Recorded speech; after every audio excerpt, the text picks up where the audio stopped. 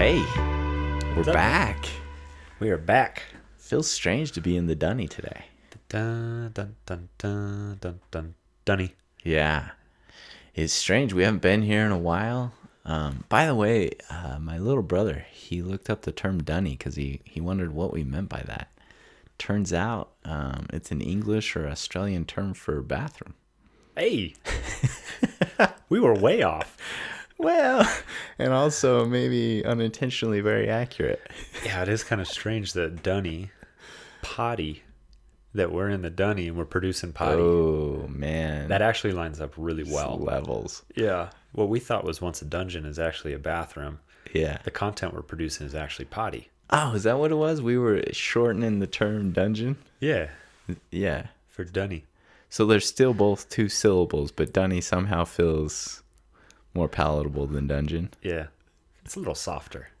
Makes the dungeon not seem so dark and dreary and empty. Yeah. Well, it's a very quiet world out there. It's been months now of this self-isolation process. So a month and a half, depending on when everyone dipped out on their own. Yeah. Yeah. It's a still world out there, no doubt. It does feel kind of strange. It seems like there's a little bit of hope on the horizon. It does. Maybe turning a corner. Maybe turning a corner. Yeah. Hopefully soon. Yeah, that's the hope. Yeah. What have you been up to during this quarantine? Life as usual. You know, one thing that I've noticed is when I get out on the trails are packed. They're busy. Yeah, they're so busy. Yeah. And I remember I used to really promote the ideal of everyone getting outside, enjoying nature, and lately... I see exactly where this is going. Everyone follow the stay-at-home rules. Dan's upset that you're on the trail. I mean, upset's kind of a strong term, but I kind of liked it when it was a little easier to just be by myself out there. Where you could be in an isolative state, out on the trails, feeling good. Yeah. Upset's a strong term. Going back to our emotions, Potty, what emotion is there, Dan? I think we identified that you only know anger. Well, it depends on the narrative I put to it, right? Yeah. So I feel excitement that people are on the trails. Yeah, I mean, I guess I realized maybe I've been self-isolating for quite some time. Decades? Yeah. So that's what I've been up to. I've been out on the trails along with everyone else. And it really is, like, at the core, I think that's really cool. People getting out, getting active. Yeah. Taking care of themselves to try and stave off those quarantine blues.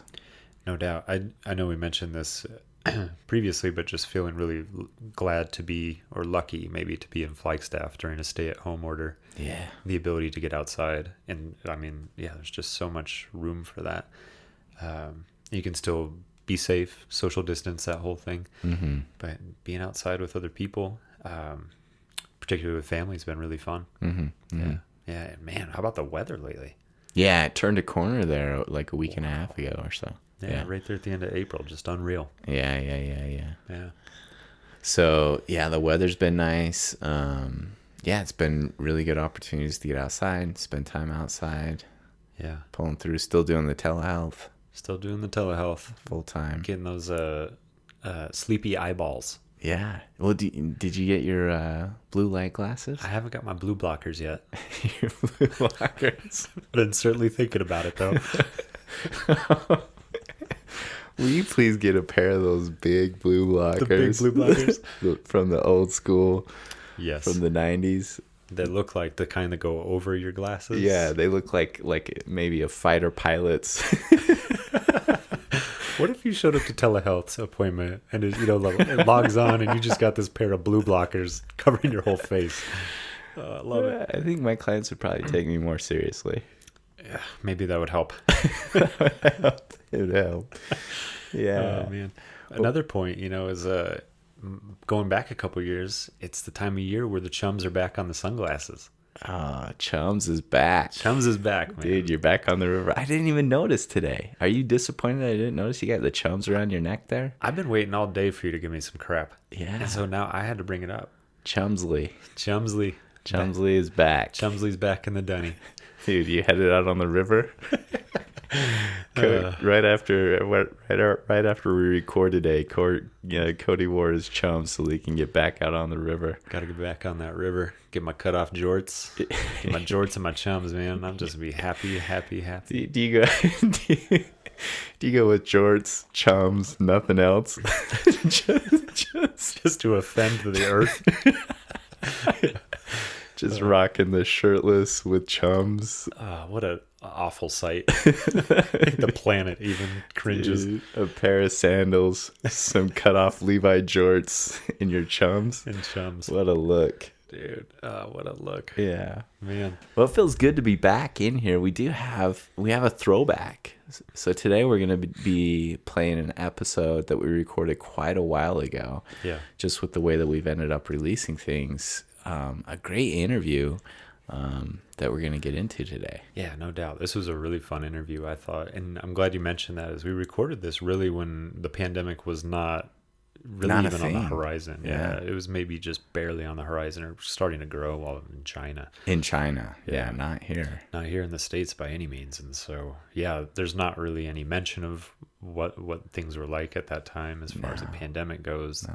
The person we're interviewing, I'm sure that their job has changed drastically since stay at home and stuff like that. So yeah, I know that it has.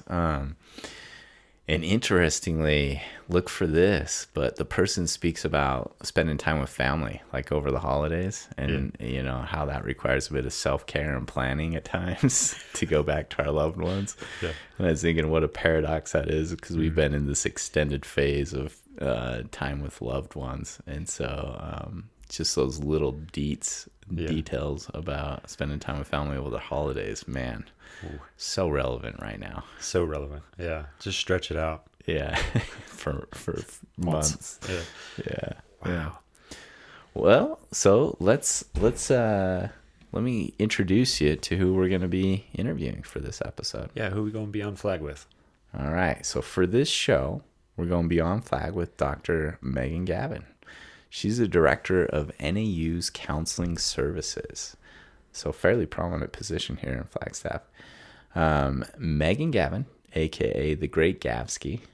Gatsby? Gavsky. Gatsby. Like Gavin, Gavsky. Gavsky. Yeah, the Gotcha. Great Gavsky. Gotcha. Yeah. She earned her BS degree from biology at Indiana University, and she earned an MA degree in community counseling from Northern Arizona University, and a Ph.D. in counseling psychology from NAU as well, a.k.a. Harvard of the West. Harvard of the West. As Director of Counseling Services, Megan Gavin manages staff, fulfills administrator duties, interfaces with other campus departments, and promotes outreach and networking between counseling services and the broader campus community. She also maintains a caseload of clients on the side of all of that. In addition to being Director of Counseling Services, the Great Gavsky is Treasurer for the Northern Arizona Psychological Society. NAPS. Shout out NAPS. NAPS. Megan is from the Hoosier state of Indiana and bears a strong resemblance in appearance and personality to one Elaine Bennis. Yada yada. Yada yada yada. Yada yada yada. Elaine Bennis from Seinfeld. She also starred in an episode of the 90s hit talk show Jenny Jones. No way. Yeah, do you remember that? Oh man, that might be the Jenny Highlight. Jones. Yeah, that might be the highlight of the interview. Yeah. Yeah, hopefully we can get the dirty details from the episode. So listen for that. Yeah, we got some digging to do. Yeah. Personally, I really enjoyed hearing how Megan balances all the work stuff and her view of counseling and her approach to her work. Also, I was a little disappointed in this interview, I remember, because it got cut short. She was on the way out of town. Yeah. And we were moving along, and then it came time for her to get going when we just got to how she relates to Flagstaff. Yeah. But I know her personally. I know how much she really enjoys Flagstaff, and so it would have been cool to hear more. She does touch on that, which I think is great. Yeah, she just dips her toes into it a little bit. Yeah. Yeah. Yeah. Do you remember anything about the interview? It was a bit a while ago that we did it. Oh, it was a good time. I was trying to front like we have to do some digging on the Jenny Jones thing, but for me, that was a ton of fun. Oh, yeah. Yeah. Yeah. Oh, man. I don't think we've gone and found the footage from it. We need to find the footage. We need to find that footage. Yeah. Yeah. So if anyone out there who listens to this finds that footage of the Great Gavsky on the Jenny Jones show, please pass it along. If you have an uncle or an aunt who's a PI or something and can dig up some stuff from the 90s. Yeah. Yeah, that'd be great. Megan, Gavin, Jenny Jones. Yeah. Well, at this point, let's step into the dunny and go beyond flag with Dr. Megan, Gavin.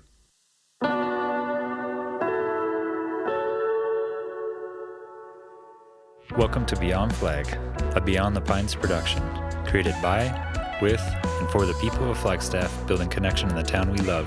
We are your hosts, Dr. Daniel J. Phillips and Cody Bayless, also known as Dr. Chinchilla Nice. Thanks for tuning in as we go beyond flag, straight from the dunny of our observatory. All right, welcome. Here we are with Dr. Megan Gavin, the Great Gavsky. Willkommen. Welcome. She rode over on her bike. We want to let all of the listeners know, my mom, Cody's mom. Yeah.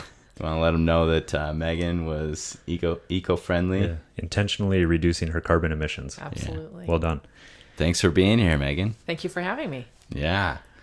And so, like we mentioned, Megan works as the director for NAU's counseling services. And so why don't you tell us a little bit about what that entails? That seems like a multifaceted position. Thanks, Dan. Yes, multifaceted is a great way to put it. Counseling Services speaks for itself. That's the agency on campus that offers mental health support to students of all walks of life. And so my job as director is to obviously be a part of the mental health support, whether it's individual, couples, group counseling, outreach, etc. But also my job would entail being kind of the primary point person for counseling services for the rest of the campus and Flagstaff community. So I get to communicate about services. I get to manage any complaints that come in. I'm sure they're few and far between. I get to manage any concerns. I interface with upper administration around policy, procedural changes, clinical system intakes, et cetera, et cetera. And then I manage the center in general. So I get to oversee all of the staff, all of the clinical practices. Of course, there are lots and lots of people that are helping me with that, and I'm very thankful for that. But I think that sums it up. Sounds exciting. It is never a dull moment over there, Dan. Yeah, I was thinking work that could easily be accomplished in 40 hours, huh? Yes. Yeah. Yes. Roughly, what's the email count per day? Great. I have never counted. I prefer to keep my email inbox as clean as possible. Okay. So I delete as many as possible, sometimes before reading. Just kidding. I don't know, probably 50 to 60 a day, but I'm also part of listservs, of course, and we all know listservs can flood our inbox and make it look a little bit more full than it truly is. So 50 to 60. Yeah. Yeah. That's not, but it's manageable. That's manageable. Dan, what's your email count per day? What's my email count? Yeah, not 50 or 60 for sure. 5 on a rough day? Yeah, probably around that. Yeah, that's nice. I have a lot of people you could join. You do? Yeah, I don't want them. I don't have a lot of people looking to reach out to me, though. Yeah. So it makes me, listening to you, it sounds like a lot of different hats to me in the way that you describe it, lots of different roles that you play. So without throwing some of those roles under the bus, do you have parts of the job that you enjoy the most? Sure. Sure. I would say my heart is still absolutely connected to the individual counseling piece. While I like couples and group counseling, the profound connection to be had in individual therapy with that person sitting across from you, I would never want to give up. A lot of directors at college counseling centers do not carry any kind of caseload because it's simply unmanageable with other responsibilities. And I think I'm a little bit crazy for continuing to do it, but I also think I would not be able to manage my own well-being and job satisfaction without that component. So that's probably my absolute favorite part. Yeah. What is it that you love about individual counseling? Great question. I think I alluded to it initially with regard to just the profound connection with other people. It's often pretty one-sided. I do like to self-disclose, perhaps more than the average therapist. But I would say the honor of sitting in the room with somebody who is opening up and sharing about their life story, whether that is kind of problems in everyday life or a trauma history or some other kind of significant event. It just blows my mind that we can create a space for an individual to open up and maybe explore, process, heal, or begin to heal. Yeah. I guess I was wondering some of the issues that are unique to maybe the counseling or to college population that you work with a lot. That's a great question. What's not unique is anxiety is probably the number one concern on campuses, really on NAU's campus, certainly across the country, and I think nationally, whether it's a college population or not, and I won't go down that rabbit hole, but I'd say unique concerns, you probably wouldn't be surprised, or continue to be identity development, development as a human in terms of who do I like, what do I like, where do I like it, who do I want to become, what do I believe in, how might that differ from those around me or my original, family of origin and caregivers. So I really like that time in somebody's life as they're beginning to figure out who they are, what they like, what that means for them, how that taps into previous experiences, etc. Yeah. So certainly, I was wondering why do you think anxiety's gone so high recently? I said I wasn't going to go down that rabbit hole. There you are. Well, I think it's a unique time, nationally, internationally, in terms of, I think, some socio-political concerns. Climate change is often identified as a very big concern, particularly for the college student generation and younger. I would say social media, from what I can see, there seems to be a direct correlation between the uptick in social media use and depression and anxiety. Again, particularly in this generation. I also, maybe I'm a little bit old in saying this, but I believe people are no longer connecting as much in a face-to-face, real-time kind of way. And for whatever reason, that's creating a lot of anxiety and depression in terms of just the sense of belonging, sense of connection, sense of just being a human on this planet. Oh, certainly. I mean, we believe you're kind of wired for that. Yeah. Yeah. All research tends to point to that. Our history as a species tends to point to that. Yeah. But I'm not old because I think that. Right. Young Dan. Yeah. Another nickname. Young Dan. Young Dan. Yeah. So it makes me wonder, what do you do when you're working with a college student and they come in, and let's just pick one of those things, like social media seems to be having an impact on the individual in terms of their experience with anxiety or depression or whatever. How do you go about treatment for that or intervening there? Yeah, it's a good question. I mean, a couple basic things come to mind, right? Would they be willing to, frankly, take a break from their phones, take a break from social media for a few hours, for a day? And that's not special to me. There's all kinds of good efforts and campaigns on college campuses, including NAU, around that. However, I on an individual basis, I also look at what is getting in the way of them creating those connections. Oftentimes it's fear of vulnerability, fear of being somehow rejected. So we're doing a lot of exploration around those fears and anxieties that interrupt their ability to reach out and take a risk and make a connection, whether it's with the person sitting next to them in class or their hallmate, in residence hall, etc. So that's where a lot of the work is happening in my office anyway. Yeah. So go into those deeper things. So you mentioned earlier that self-disclosure is a component to your therapeutic approach. Yeah. Do you have any cool self-disclosure stories for us? That's a big question, Dan. It's a good question, right? No, I often just talk to clients about my own fears and struggles with vulnerability, if we're talking about that, for example, to help normalize that, to give them examples from my own time of either that being a barrier or overcoming that, just for a small, here and now example for a student that might be in my office. Other times of self-disclosure, No, I'll share about family, especially leading into and after the holidays when we might have had the opportunity to slip back into family dynamics, and again, using that to normalize what might have been the outcome with my clients, and just talking about how in general family dynamics can be really difficult, people can be really difficult, and we often slip back into old roles before we know it. So again, using it to normalize and validate, but then talk about what do we need to do differently. Yeah. So in disclosing about fears, what's that like for you? What is that like for me? Yeah.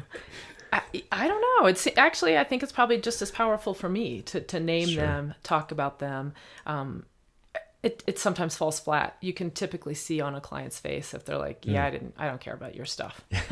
Whether that lands or not. But it often can be very helpful. I get feedback from a client that they appreciate kind of that human experience and knowing they're not alone with it. Yeah.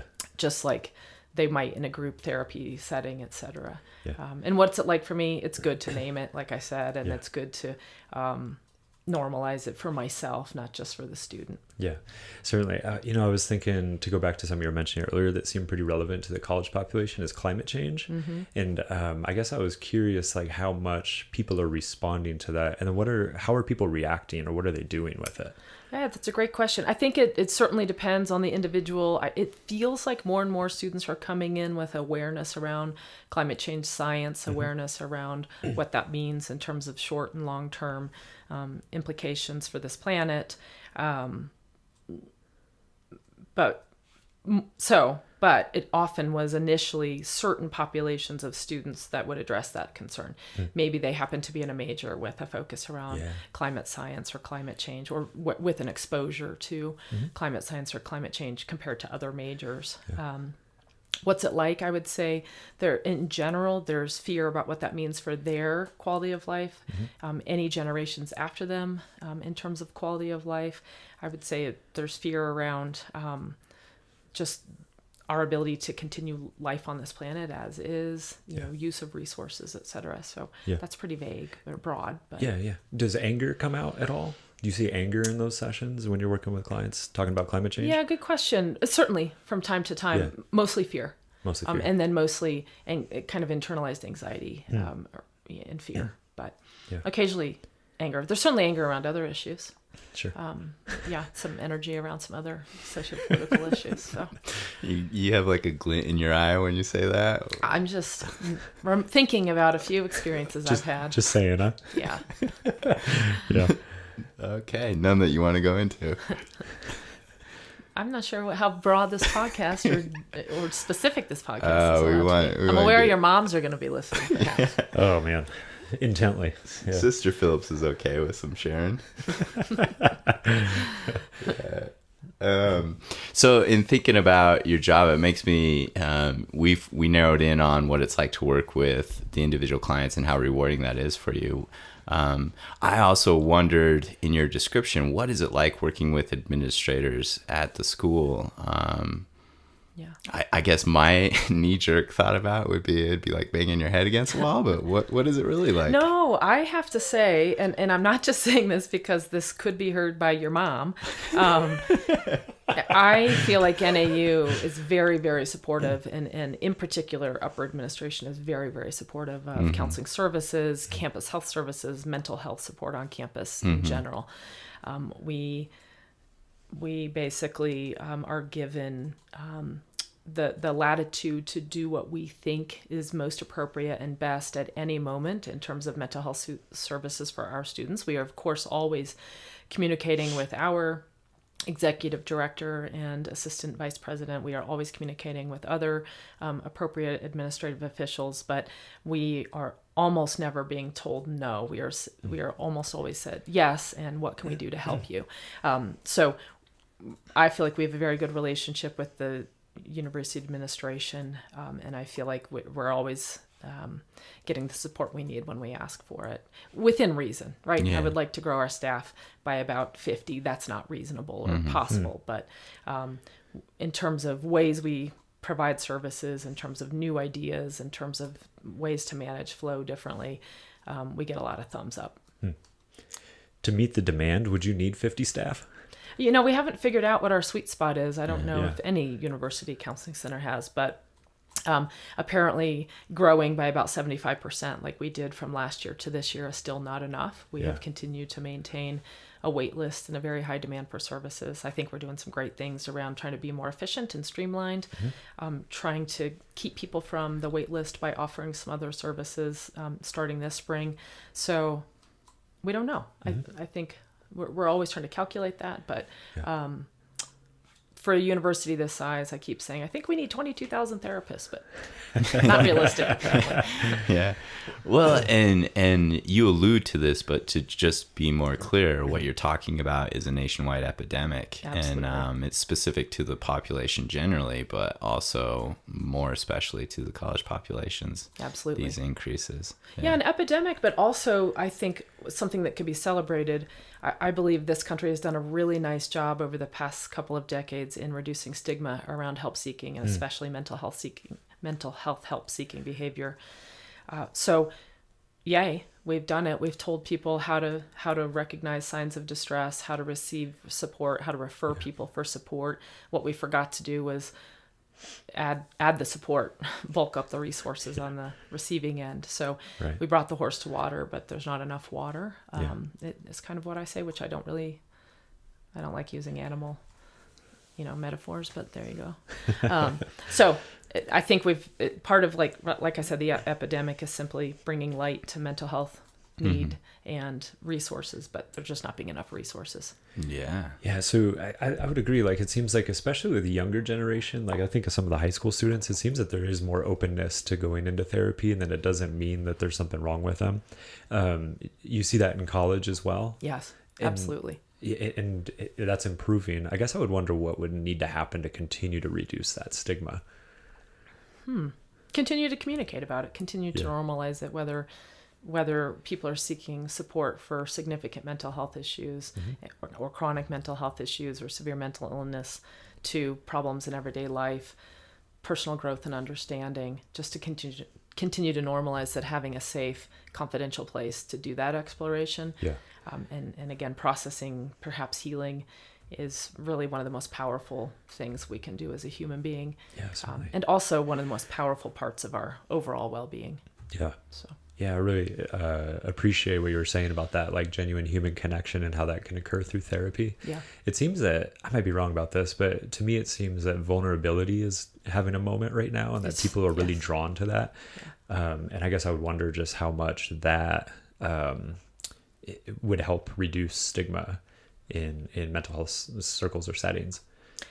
I think it's probably the number one thing that could help reduce stigma, is talking openly about it, leading by example, not being shy, not thinking that we have to hide the mental health services in these back alleys or embedded in clinics, right? Just to be open about, this is an aspect of our well-being, just like going to see the doctor for a cold or getting a flu shot would be, that it's something to be celebrated. It's something to be open with. And so the more vulnerable we could be, the more open we can be with mental health treatment, I think we'll continue to see that stigma reduced. And so going back to the self-disclosure, when you talk about fears, do you think that sort of aids in that? Does it?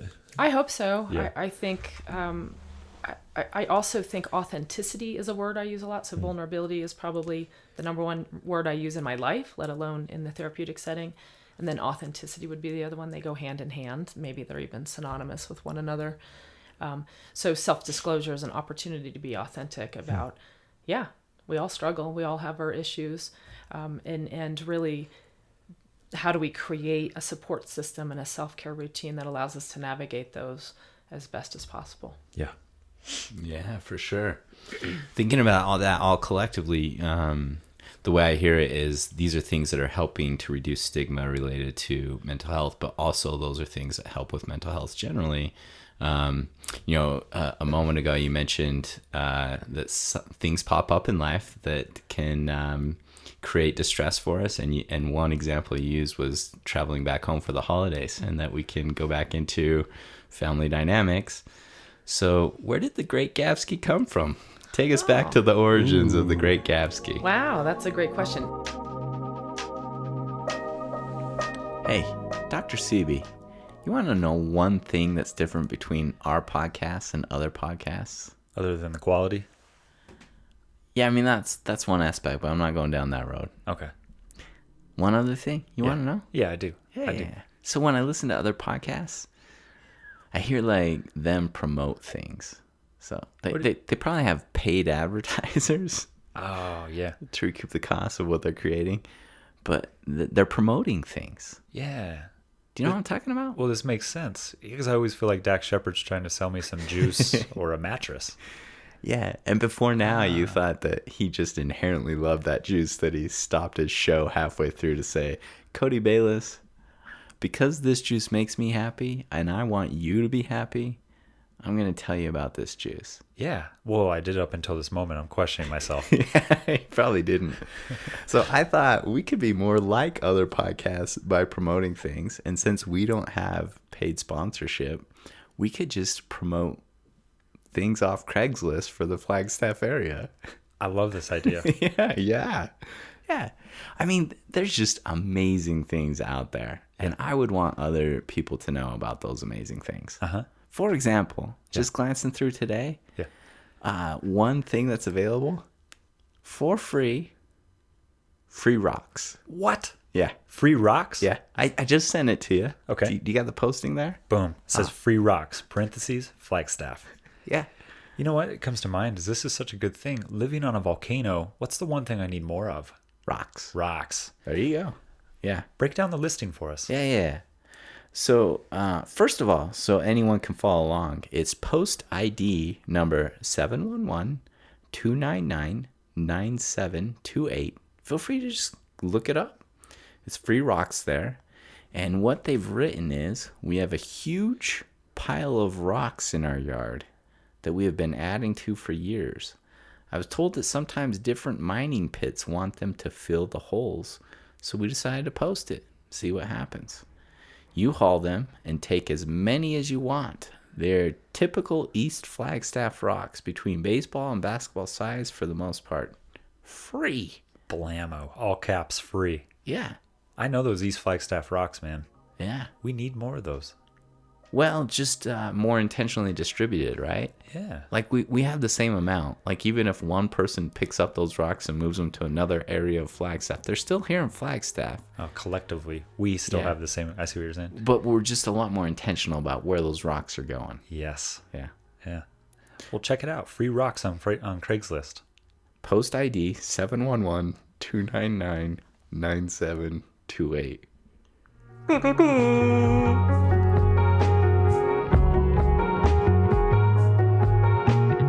You know, this is actually one of my favorite things to talk about because I grew up in a college town in Bloomington, Indiana. I think Indiana is often a state that people don't know exists. And they certainly don't know that southern Indiana is one of the most beautiful places in the country, if you ask me, in terms of things that are important to me. So rolling countryside and deciduous forests. Excuse me. And then having grown up in a college town probably had a profound impact on me in terms of the importance of education, the importance of diversity, the importance of culture. It's a very diverse town with regard to international impact, with regard to influence from many, many different types of people and cultures. Very good education system. So I was, I think, fortunate with that. Indiana actually put some tax dollars towards education, unlike some other states.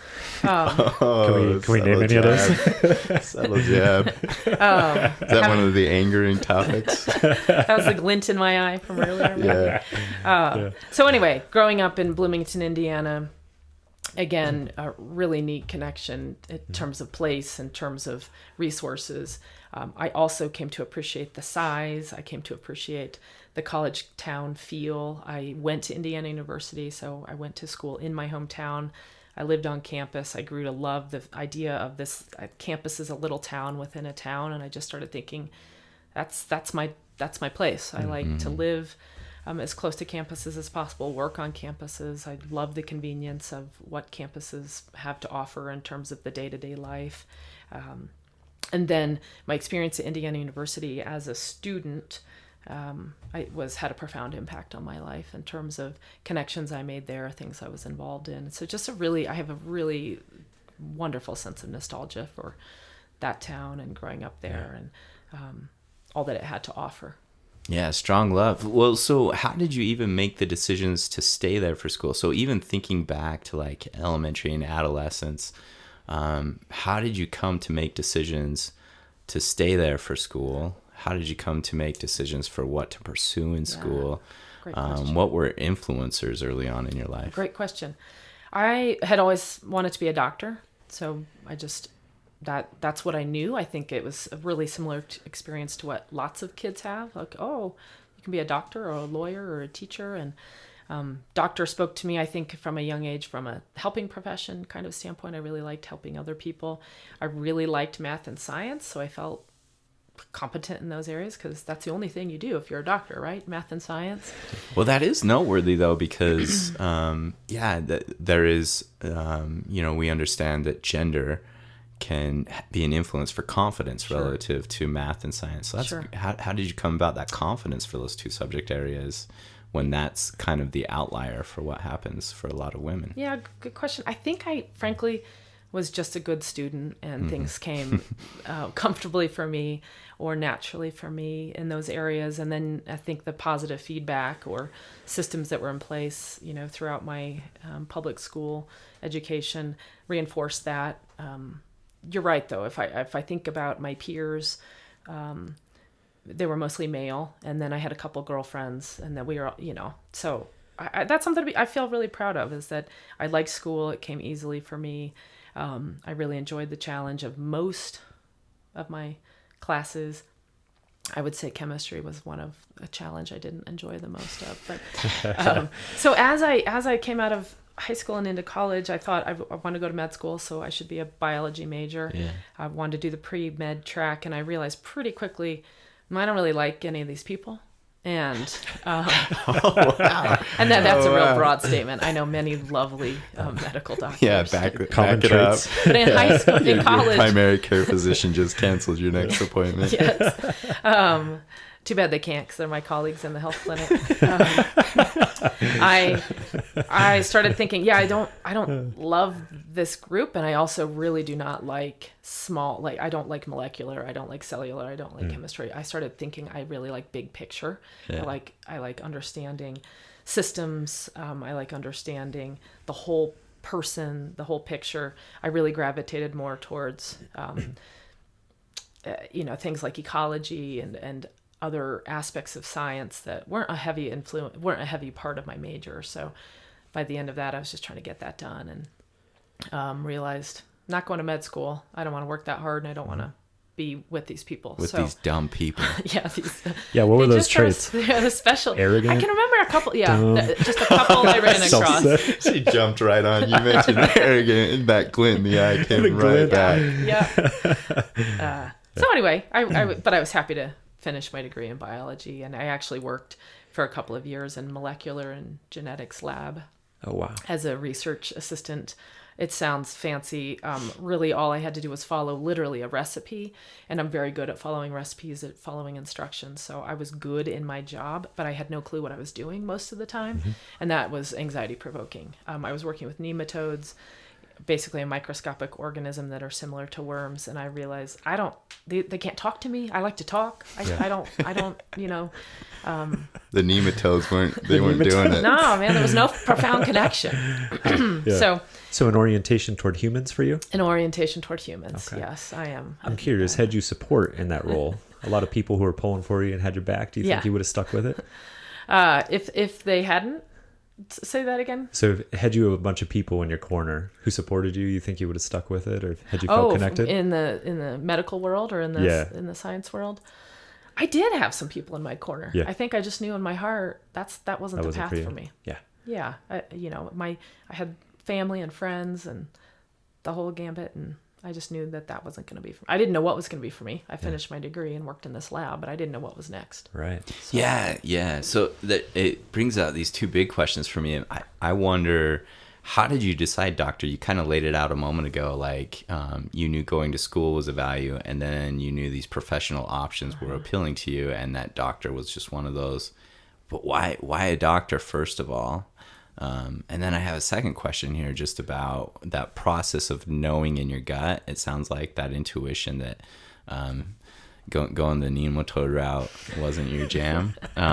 Like, was that a slow going thing, like a slow burn process, or did it come to you at one point? But starting off, what about, how did you make the decision to pursue being a doctor? Yeah, great question. I think it comes back to a very extroverted, very social, love connections, and like to support people, help people. So I think those things came together to make me think I wanted to go the helping professions route, and a route where I would have a lot of contact with individuals. And I sometimes, and I don't mean this to say I could have done it academically, but I sometimes think I still would love to be a doctor. I like what they represent in our community. I like what they offer from a physical health perspective. I'm not a huge fan of the medical system right now and the way it's set up in terms of productivity and insurance, kind of running the show. But I think that profession is something very honorable and beautiful. And maybe we'll get into this later. I also feel like I was able to bring all of that together in a different way for myself as a psychologist, and still be able to tap into some of those things. Maybe make about half to a quarter of the salary, but that's okay. Sure. Supposedly happiness is not about money. So supposedly, according to the data. Yeah. But to answer your other question, Dan, with regards to the nematode, I would say that was a slow burn. I was so thankful to have a job in the sciences and to be making what was my first real job with regard to a salary and benefits. I thought it was pretty cool that I could work in a lab and come and go at the university more or less at my own pace, work the 40 hours, but in a flexible environment. I liked being around other scientists and science. I liked some aspects of the job very much. I was very good at, like I said, following a recipe. I was kind of the lab manager as well. Very good at managing, keeping track. I'm organized, detail oriented, etc. So those things just fit for me. But more, it involved doing some experiments with nematodes, and that started feeling like I think I'm in big trouble from a Buddhist philosophy in terms of karma and, injecting nematodes with DNA and RNA. And so that started feeling a little bit iffy. And also, again, nematodes, apparently, I didn't know this, but they don't talk. And they don't want to communicate with me and interact with me on a regular basis. So it was a real one-directional relationship. And I started thinking, this is not for me. And then I had to present in a lab meeting, pretty standard kind of weekly behavior for anybody who works in a lab on a university campus. There's lab meetings and people present their work. And I realized I had no clue what I was saying. I didn't care what I was saying. And all of these really brilliant people around me must think I'm a real dumbass. So that just was like, I cannot be doing this for the rest of my life.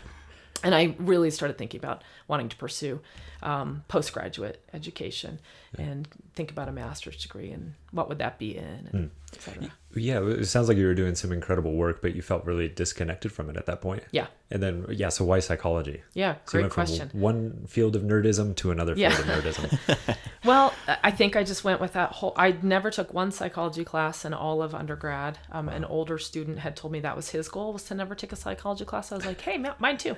Yeah. I'm going to be like you. So I didn't know anything about psychology.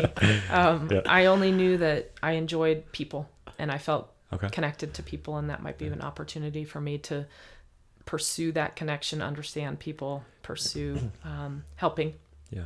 I talked to a couple of friends who were in counseling programs or counseling fields because somebody mentioned to me, hey, you might like that.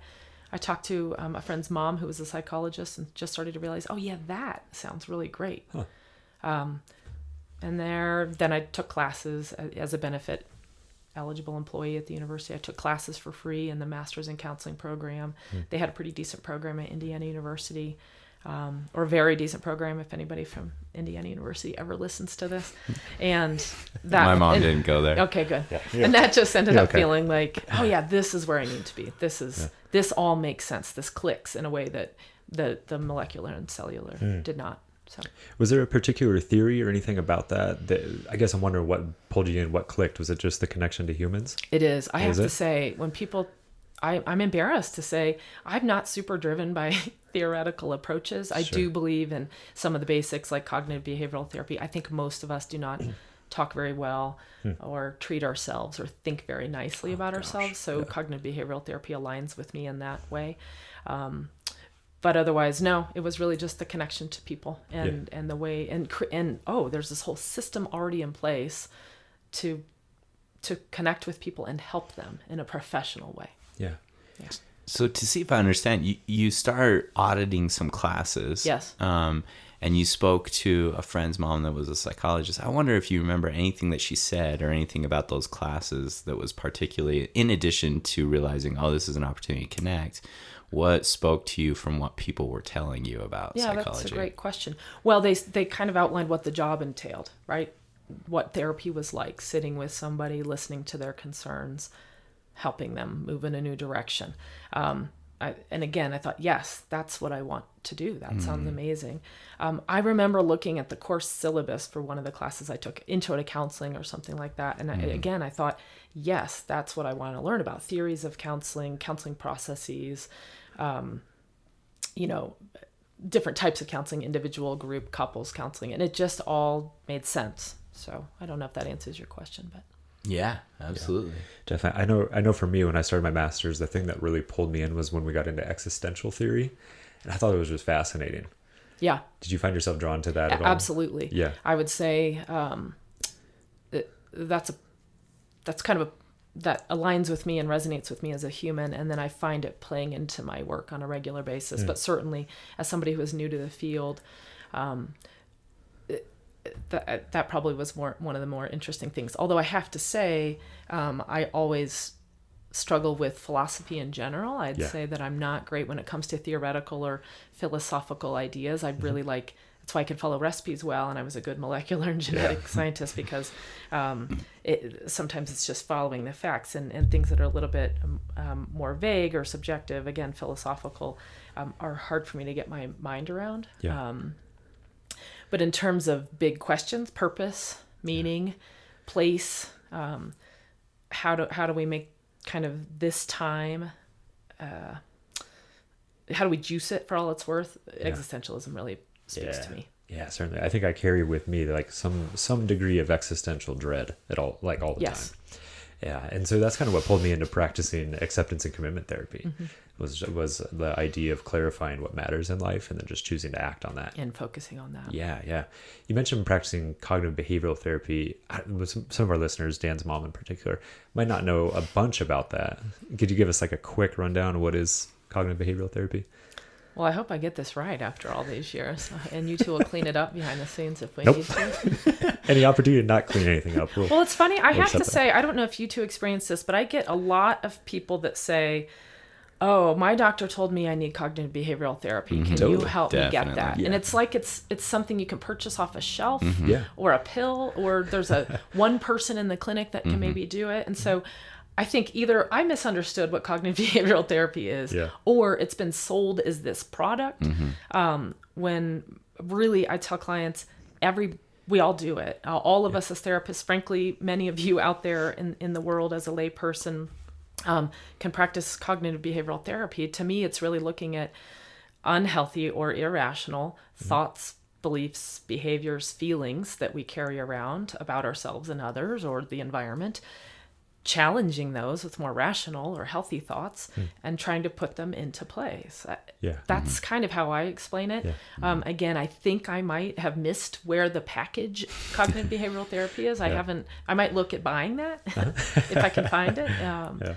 So it's right. It seems like it's this term that gets thrown out there again as something that you can just sort of grab off the shelf, when really it's, to me, more of a way of being and helping people to become more aware of their irrational and unhealthy ways of being, and being more intentional about replacing those with healthier ones. Yeah. So I was wondering, you mentioned like following recipes really well, if cognitive behavioral therapy lends itself to that. Sure. Yeah. Sure. Especially if you think about kind of any kind of trigger or, antecedent, and then how we tend to respond to that, and then how we may act or feel based on it. Yeah. So, I think actually that's why it gets sold as a product, and I actually think there's a spectrum by which a lot of clinicians use it. It can be a very manualized thing where people are actually doing workbook activities, to a little bit more fluid and organic, where it's the process of working through the thought just one-on-one in a unique way. And I think a lot of doctors maybe fall into that framework you're describing, where they view things as the recipe. They maybe have an orientation to treating things like a recipe. Right. And if they've had a lecture or a continuing education on how this is an opportunity to just formulaically go through this process, you can just send a client and formulaically do that. Whereas it's so much more fluid in real time. Right. And I think that's what I love, is the fluid, the processing, the getting in there and holding on to that one thought and really spending most of a session trying to understand it and understanding how it impacted that person and how they could do it differently, essentially. When it's funny that you say manualized, because I almost immediately am like, ugh. I have never been very good, even though I like recipes when it comes to human beings. I'm just not drawn to manualized therapies. I know there are many that have profound evidence-based research behind them. I've said profound like 50 times, so I'm going to try to use a new word. Make it 51. Honorable or something like that. Anyway, we'll just bleep it out. We'll clean it up. I think that there's some really wonderful resources and therapeutic interventions that are more manualized than others. EMDR, for example, being one of them. But I'm not drawn to them for some reason. I liked it in the biological sciences, but it doesn't translate for me with regard to therapeutic connection. And I think that for some clients, then there's some real, that's not going to work. And I can appreciate that what I bring to the table won't work for everybody. And I try to figure that out pretty quickly and make sure they get connected to the right manualized treatment for them. So it sounds like you really landed where that intuition was driving you. You landed in a place that ended up working well for you. So going back, this is kind of the slow burn process where you're realizing you're disconnected from your work in the lab, and feeling inspired and connected to what you hear about psychology. So then what goes on at that point? Where do you go from that point? How did you end up moving forward? I decided to apply for programs, and I applied at Indiana University for a master's program in counseling, if that's kind of what you're asking, Dan. And then at the same time I was applying for schools, my partner Art was driving sailboats across the country for a friend. Why not? And getting paid, of course, because don't drive sailboats across the country if you're not going to get paid. Well, that's good to know. I thought that was like one of those favor type things. It's not. No. And he stopped in Flagstaff. We had a friend that was going to school here from Indiana University. We also had a friend that we'd grown up with in Bloomington who lived out here at that time. So he stopped, visited with friends, did some mountain biking. It was a beautiful September day. And he was just like, I love Flagstaff. It's amazing. And I thought, I wonder if they have a school. I wonder if they have a program.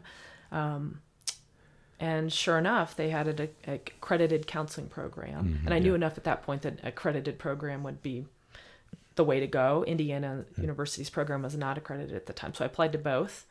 I got into both, luckily. I was waitlisted at NAU's program and found out the following spring that I'd gotten in, and we decided to go for it. Yeah.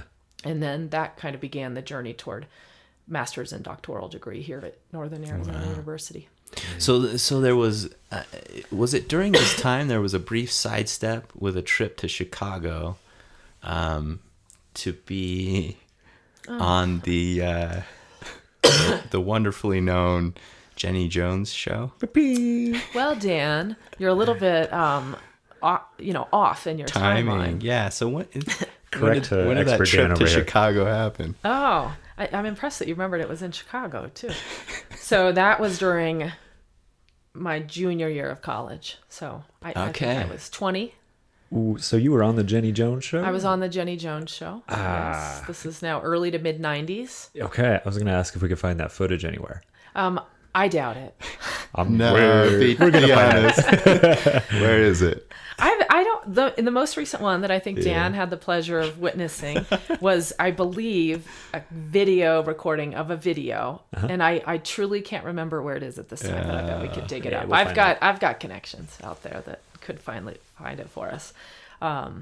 It's now become one of my least proud moments, but in my early, to mid 20s, it was a very celebrated accomplishment to get on Jenny Jones. Yeah, tell us about the adventure. We're not going to let you stop there on your It was least an proud adventure. moment. I have to say, so I was sitting at home with some of my college roommates. We get a call from a friend who said, "Hey, do you want to be on Jenny Jones?" And he had just called the, bottom of the screen during one of the TV shows, Wow. Have you slept with your ex recently or something like that? If so, call 1-800 and you might be on the show. And he called and ended up getting a bunch of us on the show. And so we flew up to Chicago at whatever said time, sometime, I think during the spring semester of my junior year. And we had this whole routine. I was the ex-girlfriend. We had a friend that was the current boyfriend. My girlfriend was the current. It was just this whole routine. Yeah.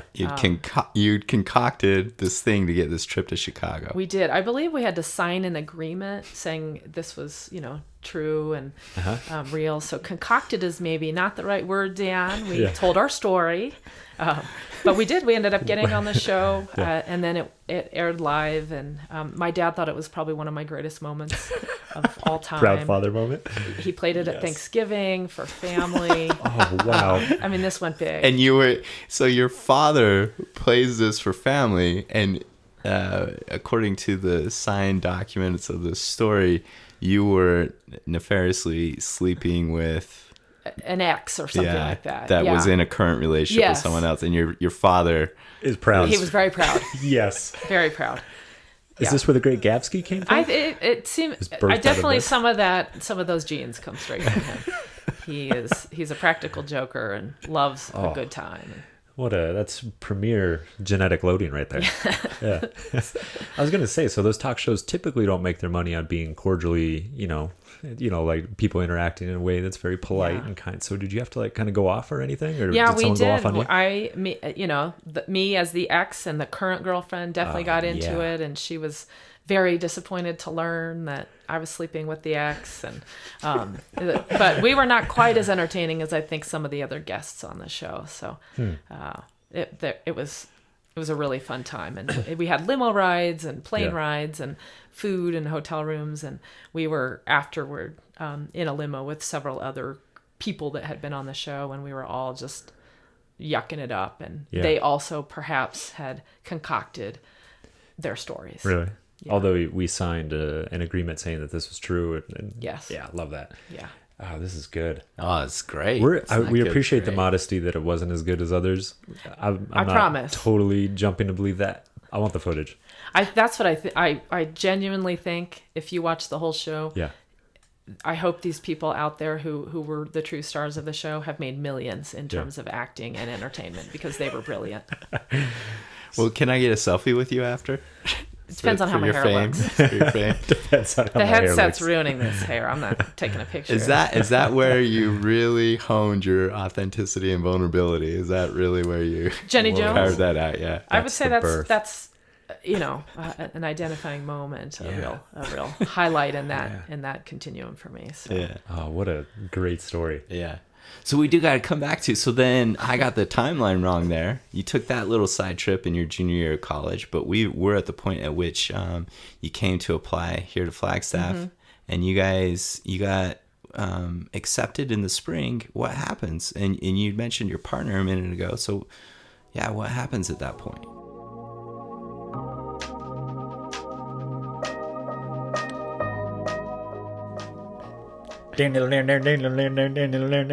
John Deere. Dear. Hey, this ad, Yeah. this promotion is for all of you out there with your John Deere riding mower that may have a dilapidated or old bumper or hitch, or maybe it doesn't have a bumper and hitch. What you're looking for is a bumper and hitch. We got you. We got you. Post ID 711-1049358. 71111114048. I think you got some of the general numbers in there included. This is a John Deere riding mower bumper and hitch. So I want to be clear. This isn't the mower. This is just the bumper and hitch for a mower. Oh, for a mower. It's only $50. $50. Yeah. I know you're all asking yourself, I wonder if this fits my John Deere. So what we got for you here, it says fits L100, L120 riding mowers, and probably more models. Did I hear a moaner? Yeah. What would Freud say? I leave Freud out of this. Okay. And included in the post, there are pictures of the bumper and hitch. So go check it out. It also says in the description, there are pictures of the bumper and hitch. So it tells you there's pictures and there are pictures. Go check it out. Both in good condition. I was just wondering, what type of condition are these in? Good. In fact, it says good in the description, and below, when it asks about the condition through the Craigslist clickers, they put excellent. So it sounds like maybe somewhere between good and excellent, this bumper and hitch. To me, it looks excellent. It looks excellent. Yeah, looks in good condition. Just the bumper and hitch sitting right there in the dirt. Blammo, $50. And this person does not want to be contacted with unsolicited services or offers. Yeah, so that's why we want to give you the post ID. Only get in touch with these people for your new bumper and hitch, John Deere. $50.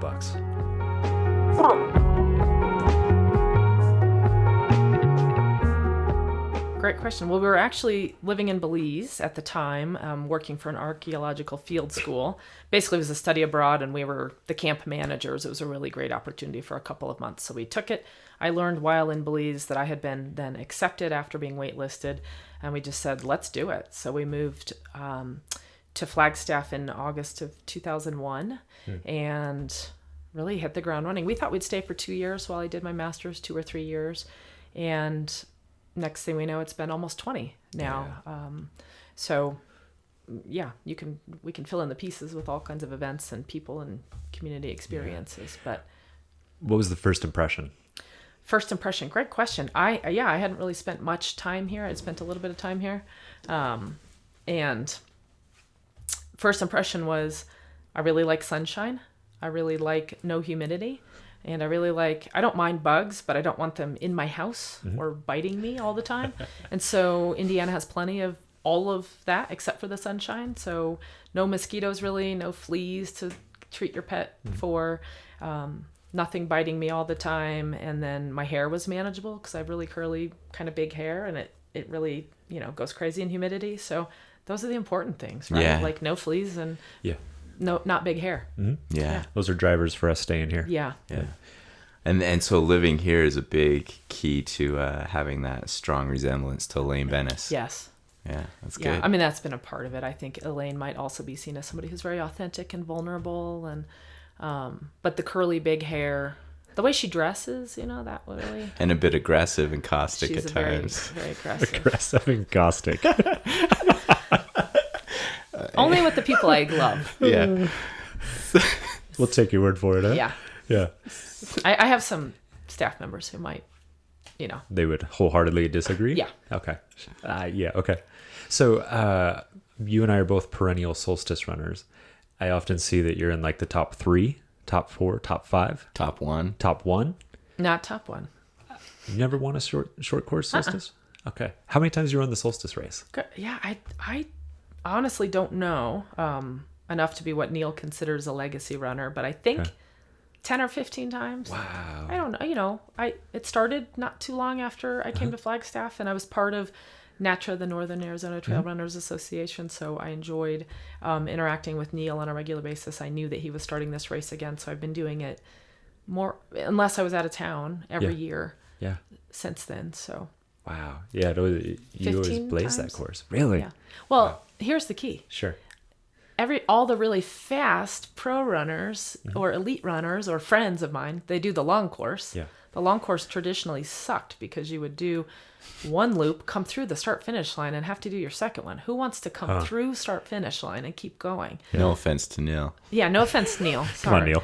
The only thing about that was that it costs less to do the long course, but the rest of it sucked. Yeah. Running longer, suffering more, and going through the start finish line midway. Seeing all the beer just sitting there waiting, calling your name. Those hot dogs. Yeah. Oh, how could you keep going? Short course is still a great hard effort. It's a nice hours, 10K, Yeah. and then you're done, Yeah. and you get to start celebrating in whatever Yeah. way you might choose. So Hot dogs and beer. hot dogs and beer. So really what I'm saying is a lot of people that would have been competitors for me did the long course, and so it just left me alone. Yeah. And yeah, I have enjoyed being the Masters champion a few times. Ah, there it is. Yeah. There it is. So how long have you been trail running? Really just since moving to Flagstaff, so about Really? 20 years now. But I would say that like therapy or connections with humans is probably one of my greatest loves. It is my primary outlet. It's my primary way of communing with nature. I call it kind of my spiritual connection and my way of being sort of spiritual or even religious in this world. So How old were you when you first got into running? Was it 7th grade? 7th grade, and then making that transition to trail when you got to Flagstaff? Yes. Yeah. Primarily. Yeah. Okay. Do you remember the first trail you did? Yes, we lived at the base of Thorpe Park, and so we ran the urban trail. If you two know this trail, it starts off, as a steady climb and then goes straight up at maybe a 13-14% pitch, and I thought, I hate this place. Oh yeah. I can't stand Flagstaff. I want to move. Yeah. Between that incline and the altitude, I think I cried.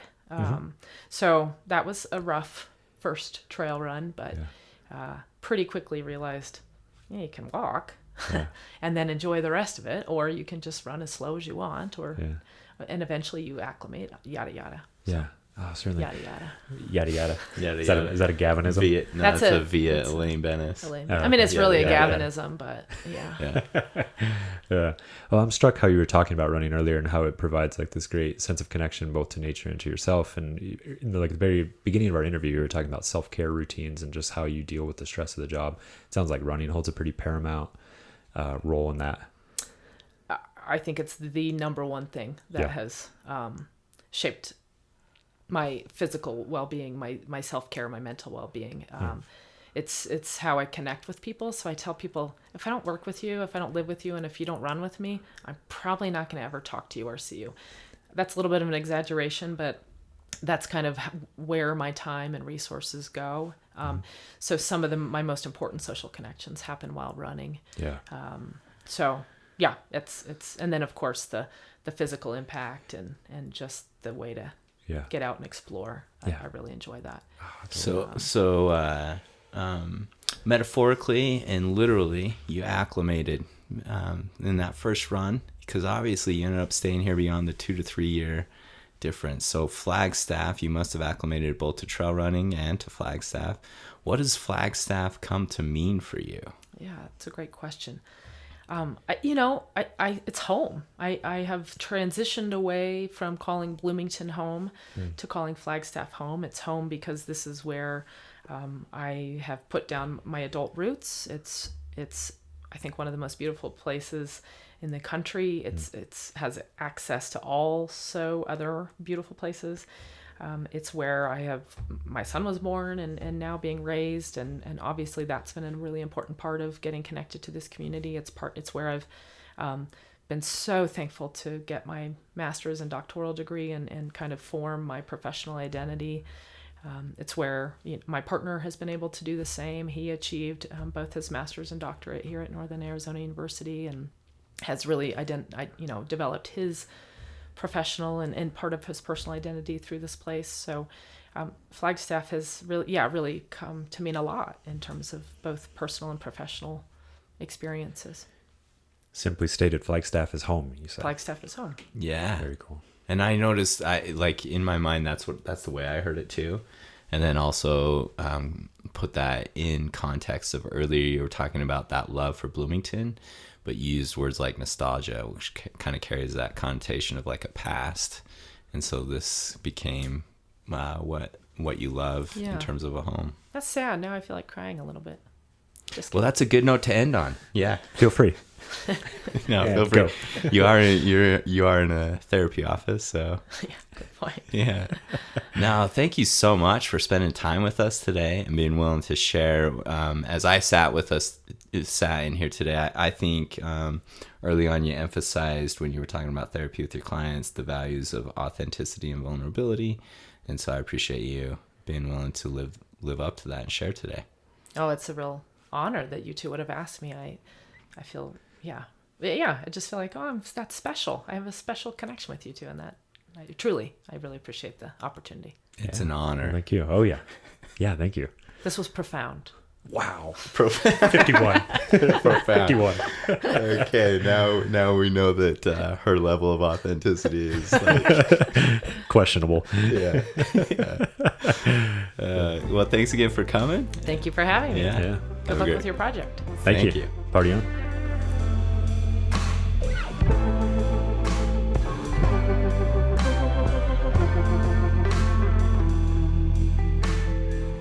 All right, the Great Gavsky just left the dunny. Here we are, Dr. Be Nice. Up. Yeah. So I think in the interview, Megan demonstrated the vulnerability and authenticity that she emphasized at the start. And she was talking about that in terms of reducing the stigma for mental health. But I think she lives that way, both on my experience in sitting with her today and then also kind of knowing her.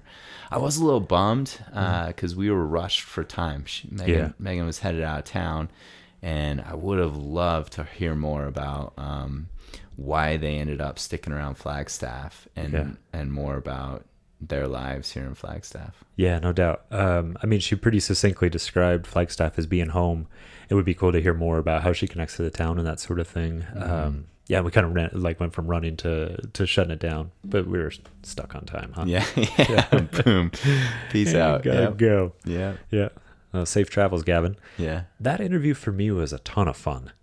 Yeah. I just had a lot of fun sitting here. You could see that there was it seemed like there were some inside jokes between you two, or there were some things, maybe the Great Gavsky, or like the, who is it? Elaine Bennis. Yeah, Elaine Bennis. So she looks a lot like Elaine Bennis from Seinfeld. So for anyone that watches Seinfeld, she looks like Elaine. Maybe not. It is a lot of her hair that looks that way. And then she can act that way from time to time. So yeah, there were in terms of just being straightforward and direct like Elaine on Seinfeld. And then sometimes the way I think about it, and I don't know if Megan would see it this way, but the way that Elaine, for anyone that has seen Seinfeld, the way that Elaine can really kind of tear into George a little bit, or not give George a lot of leash. Yeah. Like I've seen her dip into that a bit So with people. Yeah. Yeah. I would love to be a fly on the wall and watch that happen. Yeah. Man, but let's talk Jenny Jones. Oh, wow. That's mind-boggling. We gotta search. We gotta find that footage. Yeah. We're just going to throw it out there to our 3 listeners. If you have any leads, ins, in contacts that can put us in touch with early to mid-90s Jenny Jones footage, if we can collect Megan Gavin as the ex, what was it, the ex sleeping with the current or whatever. Oh, and her man. dad just so proud, showing everyone. Yeah, this is my daughter. I thought that was brilliant. Oh, man. Yeah. But it was worth it, right? For an adventure, limo rides. Just the fact that we could talk about it now, to me, makes it worth it. Yeah, 100%. Yeah, she didn't know if 25 years later or whatever, she'd be sitting in this office talking about, she'd be in the dunny, talking about Jenny Jones. Yeah. Probably one of the biggest things that I learned about her, because I know her a fair bit, right? I've worked with her before. She was a supervisor of mine and a bit of a mentor of mine. So I know her fairly well. But one thing that stuck out to me is that slow burn process of realizing kind of like a change of course in early 20s. Yeah. And I think about clients that I work with, and I think about that phase of life for me. I actually had a lot more clarity. And so sometimes I meet with clients where that whole phase is really throwing them off, and hearing her describe some of that process was really powerful for me. Yeah, slow burn, huh? Mm-hmm. Yeah, and I think it's also an interesting transition from biological science to psychological science too. Yeah. And it seems that in our field now, like those two things are converging more and more. Yeah. It seems, and so her connection or orientation towards humans seemed to influence that. Yeah. Something that we didn't really get to is I'd be curious to know how oriented she is toward neuroscience or toward the biological aspect of psychology. Yeah. I wonder if she learned anything about the neurochemistry of nematodes. Yeah. Do And they how have similar any? we are to nematodes. Yeah. We're Our all just a bunch DNA of is biped 98. nematodes. Yeah, over 98% similar to nematodes. Oh yeah, No doubt. so good stuff. So I appreciate that authenticity that she brought, and then hearing about how she connects to herself through that self-care, and then specifically through running. Good stuff. Really good stuff. Yeah. Big thanks to Megan Gavin for coming on the show. Yeah. Shout out Kyle. Kyle Miller with Lower Audio. Thanks for cleaning this up. Check us out. Yep. So come check us out on the Instagram, Beyond Flag. I think it's Beyond_flag. And you can check us out on the Twitter. And lastly, hit us up on our website, www.beyondflag.com. Flag being spelled FLG. All right. Frankie loves guns. BeyondFLG.com. Okay. Oh man. All right. For all our, yep. Check us out. All right, man. Let's get out the dunny, huh? Yep.